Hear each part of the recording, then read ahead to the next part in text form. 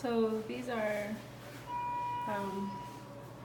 the girls' most recent community action that they've done, where they researched rosemary, harvested it, wrapped it, made these posters, and put up the posters and gave out the rosemary on the same day with the intention of beginning to educate the community about plant medicines. So this is the most recent thing that we've been doing. Yeah, and then here's our classroom. This is our room.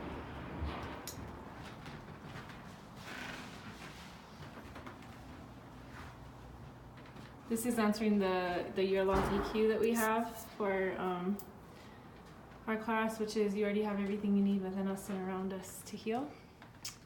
This is my classroom.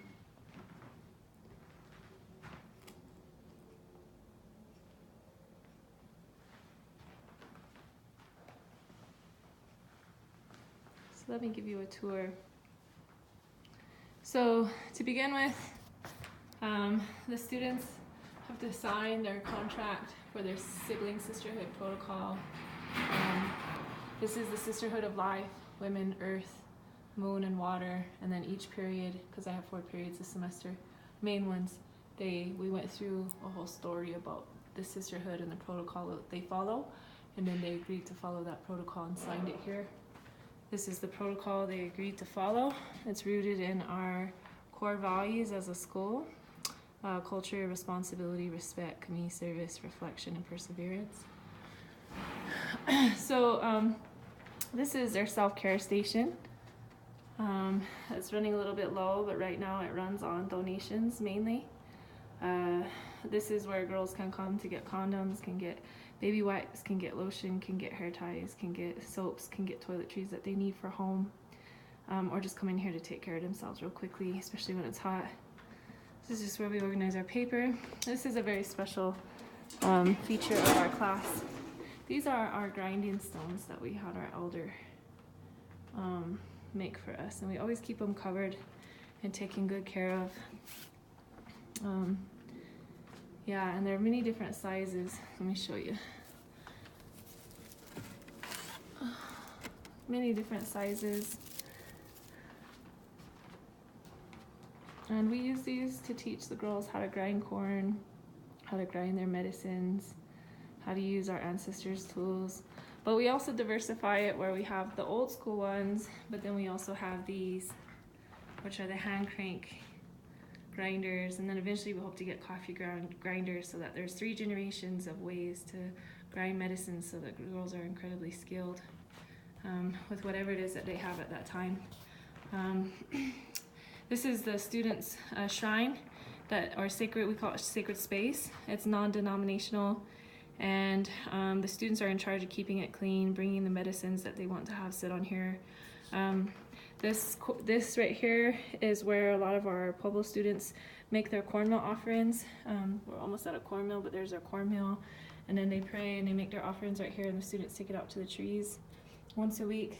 And then different deities and belief systems are represented in the different types of medicines that are brought onto this altar. Students also smudge. They come up and get their smudge every day at the beginning of class, and we get in circle and they smudge.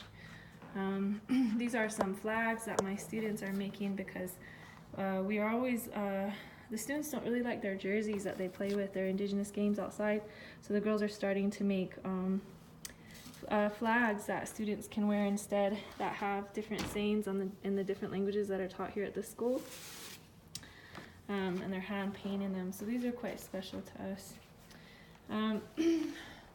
As you can see over here, we have our kitchen station, we have our burners, this is where our fabric, our aprons, this is where we keep our blankets. Girls come in here and get their blankets and then lay down in circle on the ground. This is where all our cooking stuff is. The majority of our cooking has been outside over a fire, which I can show you next. And we keep our grills in these right here in this one, but it folds out over the fire, and it's quite easy to cook. This is also our plant medicine section, so as you can see, this is where our medicine tree is at. And this tree is actually inspired after the sky tree from the Haudenosaunee creation story, where we learn about lacrosse. So the kids made this and answered the EQ of where do you get your medicine over here, and then put their answers on these leaves. Let's see if you can see it. So I support Indigenous peoples anywhere on the planet. They were also encouraged to write in their own language. So this one's K'e. This one says mis amigos y mi familia, meaning my family and my friends. Good things happen to good people. Life, pride. Music is my medicine. Sports, again K'e, which is kinship. Sports, love and friends, family, hojo, sports, being Indigenous. So, you know, they had napping. They had a lot of answers, and then they also created their butterflies and their insects, their pollinators.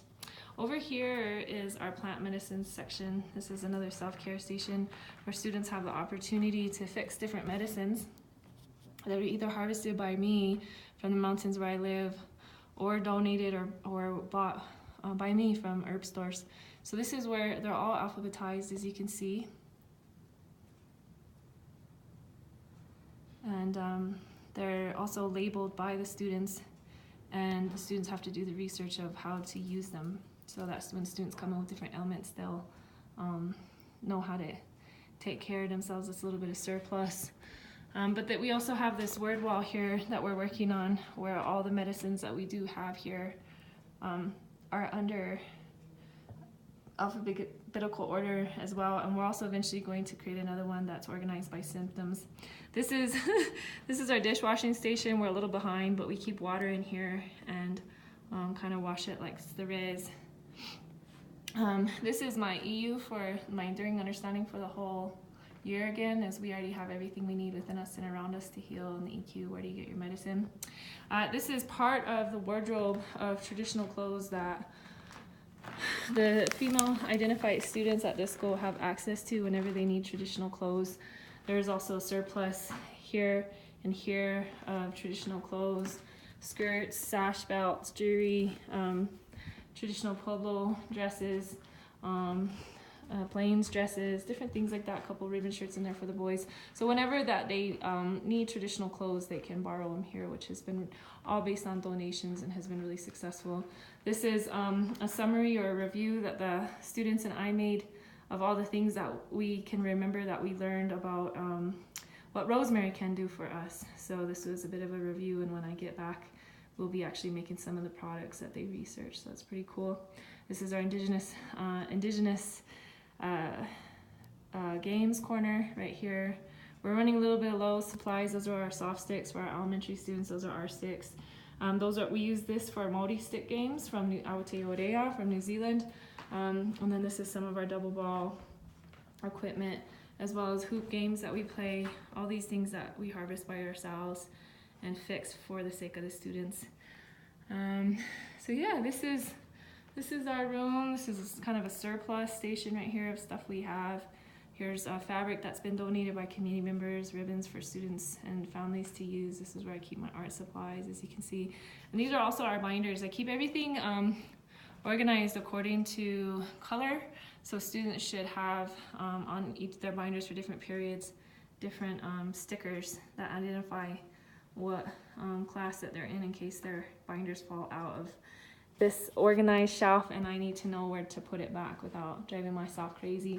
This is corn that the school has grown, or community members associated with our school have grown, that we keep. And then this is also some of the remaining traditional Indian tea that we make, that we did last spring. That is what we have left, but you can see at one point it was quite a long bundle, so the students have used it quite a bit.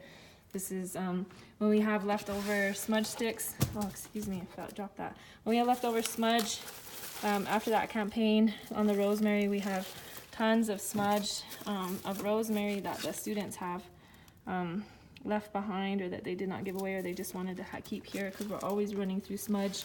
And we're also always being asked by the community who comes in here if we have smudge. This is our LGBTQ box. that the students themselves made, and any suggestions around LGBTQ student needs are put in here, and they let me know when there's something I need to check. It's all anonymous, and I really like this feature. Place any questions or suggestions about the LGBTQ community, or how we can incorporate these ideas and teachings during our time together as well as outside of class. So it's cool, the students have used this. The most recent development that has come up from this box is that the middle school students now want their own LGBTQ lunch club. So we've been in the process of getting that going for them, but also just questions about what do I do if I'm bi and I don't know what to tell my family, or different things like that. And so it's been a really good resource, and this was completely the students' idea. So I'm real grateful. But this is, you know, kind of our surplus leftover stuff, and this continues to evolve. And as you can see, I don't use any desks. Behind there is where our tables are. Usually the setup is very much like this every day. The students come in and sit in circle, and it's proved to be very effective way to engage the students versus having them at desks. It was something that was a bit of an accident that we figured out, but has worked really well for us. And they'll come in here and if they so please, get their blankets from here, and then lay their blankets out and get ready for the day. And it's really easy to engage them when they're sitting in circle. Students have also made comments about how their elders have said that the closer their hair is to the earth, the closer they are. And so they really enjoy being able to sit on the floor, and are actually quite cranky when they have to sit at desks when we do put them up. So usually we only use those tables when we have a project, like we're making cosmetics, or we're making different medicines, or we're cooking, or something like that. But usually this is what it looks like. It's just a wide open room. So thank you so much for checking out our room, and we hope to see you physically here with us sometime soon. How going at?